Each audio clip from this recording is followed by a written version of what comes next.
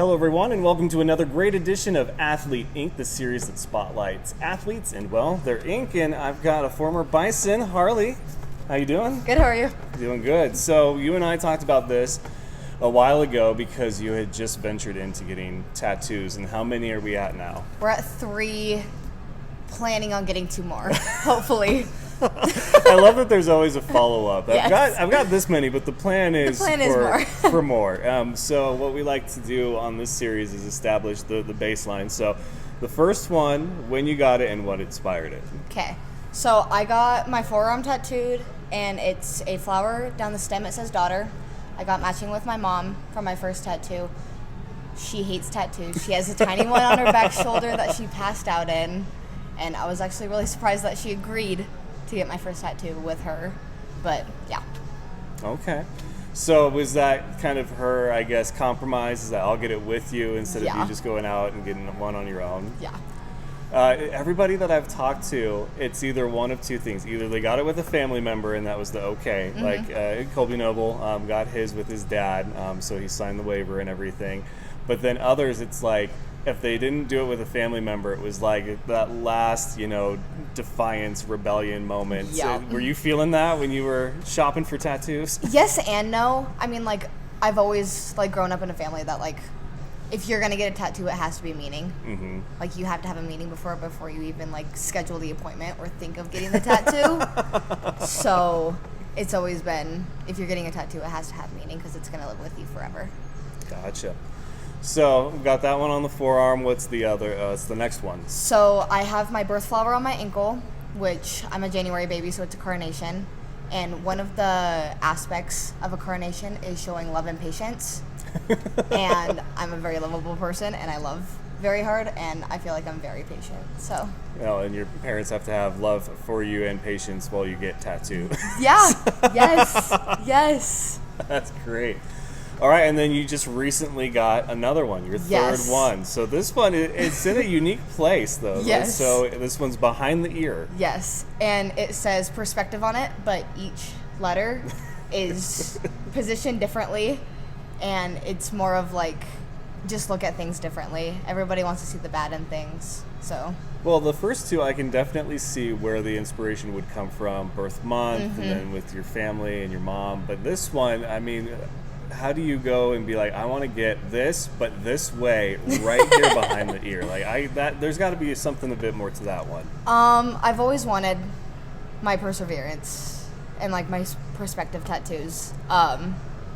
But getting perspective behind my ear, it's I wanted that tattoo, but I didn't know where it was gonna go.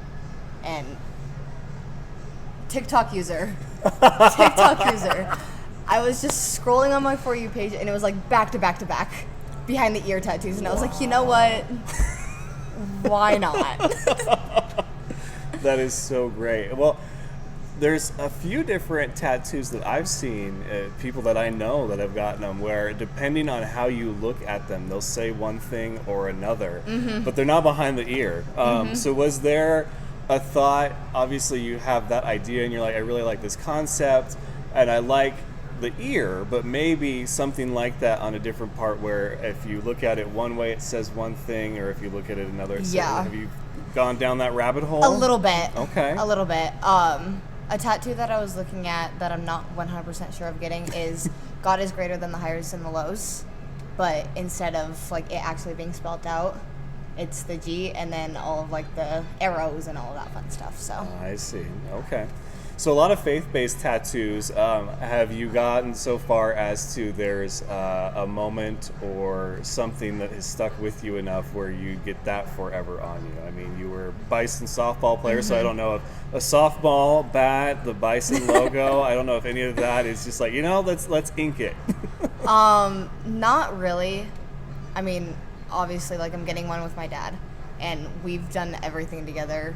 He started me with softball. We hunt together, ski together, fish together. It's a whole process. And he wants to get one where it's a combination of all of them together. And we're trying to plan that through, but it's taken some time. I like it, though. I think that'll come out great. So with yours, Is there any long-term plan with any of them? Obviously, behind the ear, you can only go so far, but like the forearm and the ankle, when you got those, was there like, okay, I want them here in case I add more to it, or is it just you pick one, you stick it, and then you move on to the next With my project? forearm, I did that like just in case I wanted to add more on my arms, which I don't know if I am fully. And then my ankle is just like, it's hidden out of place during the winter, but like during the summer or spring when I'm out, like it's visible, like it's very much easy to hide. So. Well, you have 3. You said that you have ideas for the next 2, so that's 5. Do you know what your number is as far as how many is too many? Or No idea.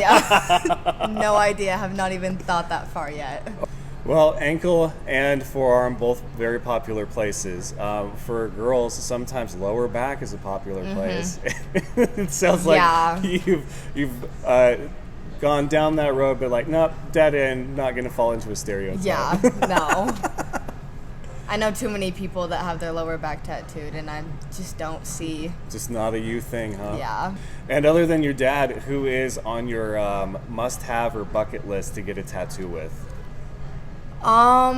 Really just my dad at this point. My grandma, she has a few.